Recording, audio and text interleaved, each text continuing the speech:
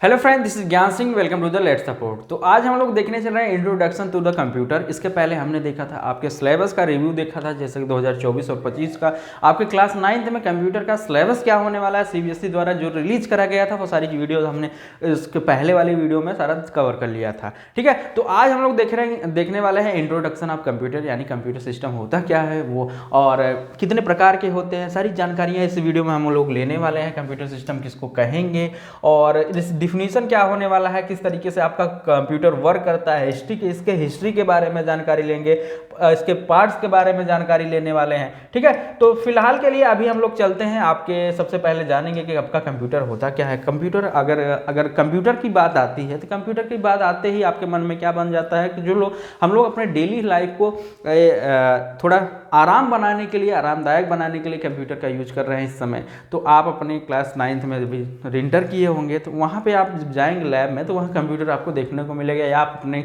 घरों में देखे होंगे। तो कंप्यूटर का अगर बात करें तो कुछ आपका कंप्यूटर इस तरीके से देखने को मिल जाएगा। तो अभी इंट्रोडक्शन टू द कंप्यूटर पे चलते हैं। तो जैसा कि आप देख सकते हैं, आप कंप्यूटर को अपने स्कूलों में देखे होंगे, स्कूल्स में पढ़ने के लिए यूज होता है, आपके ऑफिसों में काम करने के लिए यूज होता है। क्यों होता है? किसी भी कार्य को इजी बनाने के लिए, किसी भी काम को इजी बनाने के लिए इसको यूज किया जाता है। जैसे कि पहले होता था कि किसी भी फाइल को मेंटेन करते थे, एक कॉपी में लिखते थे, पूरा मेंटेन करते थे। आजकल क्या आ गई है, एक्सेल शीट आ गई, एक बार में सारी डेटा एंट्री कर दीजिए, वो सेव रहेगा, कभी वो डिलीट भी नहीं होता, या किसी भी कारण से वो खराब भी जल्दी नहीं होता। लेकिन पहले क्या था कि पहले के लोग एक कॉपी में लिखते थे, कॉपी खो गई तो खो गई, फिर मिलने वाली नहीं है। ठीक है, लेकिन आजकल कंप्यूटर के ज़माने में हो जा रहा है। ठीक है, in modern era computer are the essential part of our everyday existence, यानी कि जो हमारा मॉडर्न एरा है, कंप्यूटर हमारा एक अहम भूमिका रोल प्ले कर रहा है, हमारे क्या है लाइफ में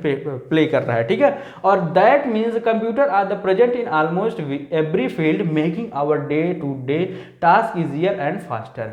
तो यहाँ पे क्या लिखा हुआ है कि जो आपका कंप्यूटर है प्रेजेंट ऑलमोस्ट एवरी फील्ड, हर एक फील्ड में, चाहे आपका एजुकेशन सेक्टर हो गया, आईटी सेक्टर हो गया और अदर सेक्टर में क्या है, आपके काम को क्या है डे टू डे टास्क को इजियर और जल्दी करने के लिए क्या है, फास्टर करने के लिए यूज किया जा रहा है। ठीक है, तो यहाँ से हमको ये जानकारी मिल रही है, that means computer are the present in almost every field, make our day to day task easier and faster.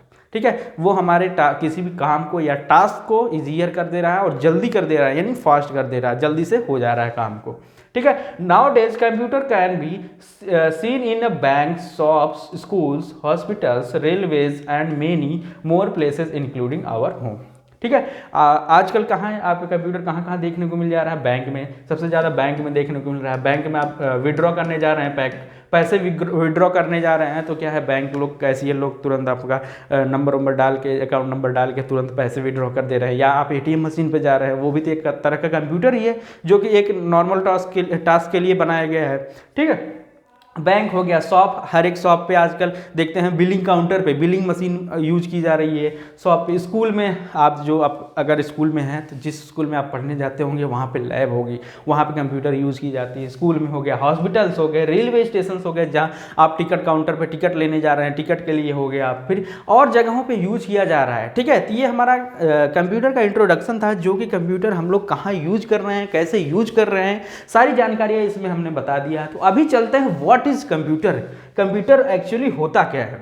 ठीक है, तो हम लोग अभी पहले से भी पढ़ते आए हैं, या अभी बचपन वाला अगर बात करें यहाँ पे, तो व्हाट इज कंप्यूटर, मतलब कंप्यूटर होता क्या है। A computer is a programmable electronic device that takes a data, perform instructed arithmetic and logical operation and give the output.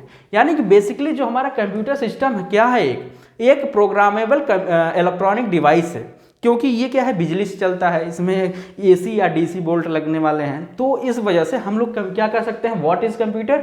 A computer is a programmable electronic device that take data, perform instructed arithmetic and logical operation and gives output. ठीक है, basically हमारा computer system जो है कि एक programmable electronic device है, जिसके through हम क्या कर सकते हैं, किसी भी इंस्ट्रक्शन को हम अपने कंप्यूटर को देंगे, उसको वो क्या करेगा, टास्क को परफॉर्म करेगा और उसको हमको क्या है एक एज आउटपुट के फॉर्म में देगा, चाहे वो अर्थमेटिकल और लॉजिकल यूनिट को यूज करने के बाद वो क्या करेगा, हमको एक आउटपुट देगा। अगर मान लीजिए हमने क्या है 2+2 को क्या किया, इनपुट दिया, 2+2 एज ए इनपुट दिया, ठीक है, कंप्यूटर को 2+2 एज ए इनपुट दिया, तो कंप्यूटर हमारा क्या करेगा, इसको यहाँ पे अर्थमेटिकल लॉजिकल यूनिट को यूज करते हुए, अर्थमेटिकल और लॉजिकल ऑपरेशंस को यूज करते हुए ये क्या करेगा, हमको यहाँ पे 4 दे देगा। क्यों दे देगा भाई, क्योंकि इन्होंने क्या यूज किया, अर्थमेटिक एंड लॉजिकल ऑपरेशंस को यूज करके 2+2 क्या, अगर हम नॉर्मली जानते हैं 2+2 4 होता है, लेकिन कंप्यूटर को तो पता नहीं है। अगर कंप्यूटर को हमने 2 और 2 इंटर किया, 2+2 इंटर किया अर्थ में, यहाँ ये हमारा क्या है, नंबर है और ये हमारा अर्थमेटिकल लॉजिकल सिंबल है, लॉजिकल सिंबल, और इसको यूज करने के बाद ये हमको क्या दे दिया, 2 दे दिया, यानी कि यहाँ पे 4 दे दिया। तो यानी कि हमारा basically a computer is a programmable electronic device that takes data, perform instructed arithmetic and logical operation and give the output. ये हमारा क्या है, का एक कंप्यूटर का डेफिनेशन हो गया। ठीक है, तो आपको पता चल गया होगा कंप्यूटर क्या है, तो मैंने बता दिया। अगर कंप्यूटर भाषा में देखें, कंप्यूटर आपका ये लैपटॉप है, लैपटॉप इस तरीके से देखने को आपको मिल जाएगा। अभी हम आगे पिक्चर के माध्यम से समझने का प्रयास करेंगे। तो और हाँ, एक बात, अहम बात और बता दे रहे हैं आपको, अगर आपको कंप्यूटर का नोट्स चाहिए तो आप नोट्स इसी चैनल पर आपको उपलब्ध करा दिया जाएगा। वैसे अभी सारा PDF के फॉर्म में आपके लिंक डिस्क्रिप्शन बॉक्स में डाला रहेगा, वहाँ से आप डाउनलोड कर सकते हैं। नहीं तो एक इसका अलग से प्लेलिस्ट बना के अपने वेबसाइट अभी लॉन्च होने वाली है, उस पर डाला जाएगा, आप वहां से जाके डाउनलोड कर सकते हैं। और कोई भी नोट्स से रिलेटेड समस्या हो, तुरंत आप एक बार कमेंट करेंगे तो वहां मैं आपकी मदद करने में आपके पूरा तत्पर रहूंगा। ठीक है, तो ये हो गया। Whatever is given to the computer as input called data. जो हम अपने कंप्यूटर को देते हैं एज इनपुट, जो देते हैं उसको हम क्या कहते हैं, डेटा कहते हैं। जो हम डेटा को अपने कंप्यूटर को देंगे वो उसको हम क्या कहते हैं, उसको हम डेटा कहते हैं। While the output received after processing called information. यानी कि जो हम लोग किसी भी डेटा को, रॉ डेटा को देते हैं उसको हम डेटा बोलते हैं। यानी जो हम कंप्यूटर को इनपुट दे रहे हैं वो हमारा एज ए डेटा माना जाएगा। लेकिन जब वो प्रोसेस हो के बाहर निकल के जो हमको स्क्रीन पे शो होगा एक डेटा के इंफॉर्मेशन के फॉर्म में, उसको हम क्या कहते हैं, process received after processing. Output received after processing is called information. ठीक है, ये बात आपको ध्यान में रखनी होगी कि हम लोग किसको, डेटा किसको कहेंगे और इंफॉर्मेशन किसको कहेंगे। एक बार मैं आपको फिर से रिवाइज करा दे रहा हूं कि डेटा किसको कह रहे हैं और इंफॉर्मेशन किसको कह रहे हैं। तो डेटा किसको कह रहे हैं, whatever is given to the computer as a input is called data. यानी जो हम लोग कंप्यूटर के दे रहे हैं वो हमारा एक क्या है, एक इनपुट के तौर पर जो दे रहे हैं हम अपने कंप्यूटर को, वो हमारा डेटा है। और while the output received after processing called information। यानी प्रोसेसिंग के बाद जो हमको आउटपुट मिल रहा है उसी को हम क्या कहते हैं, इंफॉर्मेशन कहते हैं। प्रोसेस होने के बाद जो आउटपुट मिल रहा है उसको हम इंफॉर्मेशन कहते हैं। यानी इनपुट जो रहेगा वो हमारा डेटा होने वाला है, जो हमारा आउटपुट है वो हमारा इंफॉर्मेशन होने वाला है आफ्टर प्रोसेसिंग। ठीक है, इतनी चीजें क्लियर हो गई आपको। तो ये कुछ आपका प्रोसेस होता है। जैसे देखिए यहाँ पे हमने क्या है, इनपुट दिया, इनपुट ये हमारा क्या है, स्टोरेज डिवाइस है, और ये सीपीयू है। सीपीयू किसको कहते हैं, सीपीयू का सबसे पहले हम लोग इसका फुल फॉर्म जान लेते हैं। सीपीयू को हम लोग सेंट्रल प्रोसेसिंग यूनिट, ये हमारा क्या है, सीपीयू का फुल फॉर्म होने वाला है। और सीपीयू को हम लोग क्या कर सकते हैं, ब्रेन ऑफ कंप्यूटर। ठीक है, ब्रेन ऑफ कंप्यूटर, इसको आप नोट कर लीजिएगा। हम सीपीयू को ही ब्रेन ऑफ कंप्यूटर, यानी कि हमारे कंप्यूटर का दिमाग क्या होने वाला है, सीपीयू होने वाला है। जैसे कि हमारा पूरे बॉडी का मेन ऑर्गन क्या है, दिमाग होता है। तो इसी वजह से हमारे कंप्यूटर सिस्टम का CPU is the brain of the computer. ठीक है, यहीं पे सारे टास्क जो होंगे परफॉर्म होंगे। तो अभी आते हैं इस पे, इनपुट हो रहा है, इनपुट को हम लोग डेटा के फॉर्म में डाल रहे हैं। डेटा जब डालेंगे तो ये स्टोरेज पे जाता है, स्टोरेज में फिर जाने के बाद यहाँ पे पहले स्टोर होता है, फिर यहाँ पे प्रोसेस होता है। ठीक है, प्रोसेस हुआ सीपीयू में, सीपीयू में ही सारी चीजें प्रोसेस हो रही ना, जैसे कि मैंने बताया। यहाँ पे जब प्रोसेस हुआ, प्रोसेस होने के बाद फिर स्टोरेज में ये हमको आउटपुट मिल रहा है एज ए इंफॉर्मेशन। ठीक है, ये चीज़ें आपको फ्लो चार्ट से माध्यम से समझ में आ गया होगा, किसको हम डेटा बोलेंगे, किसको इन्फॉर्मेशन बोलेंगे। ठीक है, तो ये सारी चीज़ें समझ में आ गई होंगी। तो अभी आते हैं हिस्ट्री ऑफ कंप्यूटर के ऊपर। हिस्ट्री, आपके कंप्यूटर के हिस्ट्री को जान लेते हैं। The term computer was first introduce इन 1640, यानी कि आपका कंप्यूटर वर्ड सबसे पहले इंट्रोड्यूस हुआ था 1640 में, यानी 1640 में, and referred to as a one who calculates, यानी कि एज अ कैलकुलेटर यूज के लिए यूज होता था। ठीक है, और it was derived from Latin word computer. ठीक है, यहाँ पे देखिए COMPUTARE है, विच मीन्स कैलकुलेट, यानी कि जिसका मतलब क्या होता था, कैलकुलेट करना, यानी किसी भी चीज को कैलकुलेट करना, उसी को हम क्या कहते थे, कंप्यूटर कहते थे। In 1897 it was known as the calculating machine. जब हम 1897 में, यानी जब पहले कंप्यूटर का जब इंट्रोड्यूस किया गया, उसको हम एज ए कैलकुलेटिंग मशीन के तौर पे यूज कर रहे थे। ठीक है, कैलकुलेटिंग मशीन के तौर पे यूज कर रहे थे। फिर लेटर इन 1945 में the term computer was introduced as a programmable digital electronic computer, यानी कि आपका 1945 में आपका एक आया डिजिटल इलेक्ट्रॉनिक कंप्यूटर आया, जिसको इंट्रोड्यूस किया गया, विच इज कॉल्ड कंप्यूटर, जिसको हम लोग कंप्यूटर बोलते थे। यहाँ पे इसके स्पेलिंग में और इसके स्पेलिंग में आपको कहाँ गया, इसके अंतर देखने को मिल जाएगा। यहाँ पे ए है, यहाँ पे ER डायरेक्ट है, यहाँ पे कंप्यूटर था, यहाँ पे एक कंप्यूटर है। थोड़ा सा आप मीनिंग में देख लीजिएगा, ये चीज़ें हो गई। ठीक है, तो आपका कुछ इस तरीके से जो कंप्यूटर सिस्टम, अगर बात करें कंप्यूटर सिस्टम, आपको इस तरीके से देखने को मिल जाएगा। कंप्यूटर सिस्टम में क्या क्या चीज़ें होती है, अगर बात करें आपने कंप्यूटर सिस्टम में क्या क्या चीज़ें होती है, देखने को मिल जाएगा। आपका कीबोर्ड हो गया, माउस हो गया, सिस्टम यूनिट हो गया। सिस्टम यूनिट जो आपका CPU है, ये हमारा CPU है, जिसको हम कहते हैं सेंट्रल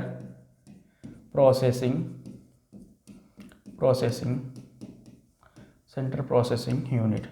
ठीक है, CPU हो गया। फिर आता है आपका मॉनिटर इसको बोलते हैं, और ये हमारा ऊपर वाला जिस पे दिख रहा है, ये हमारा क्या है, स्क्रीन है। फिर ये हमारा स्पीकर है। तो ये हमारा सारी चीज़ें मिलके एक कंप्यूटर सिस्टम का निर्माण करती हैं, यानी एक कंप्यूटर सिस्टम इसी को कहते हैं। ठीक है, इतनी चीज़ें क्लियर हो गई, तो अभी आगे बढ़ते हैं और चीज़ों को जान लेते हैं। ये हमारे हैं चार्ल्स बैबेज साहब, जिन्होंने क्या किया था, कंप्यूटर, हमारे डिजिटल कंप्यूटर को यहाँ इंट्रोड्यूस किया था, यानी इन्होंने ही क्या किया था, इंट्रोड्यूस किया था। In 1833 Charles Babbage known as the father of computer, यानी कि Charles Babbage is the father of computer, यानी इन्होंने ही कंप्यूटर का निर्माण किया था, यानी इनको ही इसका बाप कहा जाता है, यानी कि चार्ल्स बैबेज को ही कंप्यूटर का फादर कहा जाता है। ठीक है, invented as an early calculator which was named as the difference engine. ठीक है, इन्होंने पहले कैलकुलेटर का अर्ली जो है वो कैलकुलेटर कहते थे, जिसका नेम था difference engine. Later in 1837 he introduced the first mechanical general purpose computer analytical engine. Over time computers became powerful in performance and small in size. ठीक है, इसको इन्होंने क्या किया था, इंट्रोड्यूस किया था। ठीक है, अगर कोई भी पूछे कि आपका फादर ऑफ कंप्यूटर कौन है, तो फादर ऑफ कंप्यूटर को आप बोल सकते नहीं, बोलिएगा। ठीक है, चार्ल्स बैबेज। ठीक है, ये आपके एग्ज़ाम में क्या है, पूछा जा सकता है एज ए MCQ में, या लॉन्ग में भी 1-2 नंबर में पूछा जा सकता है।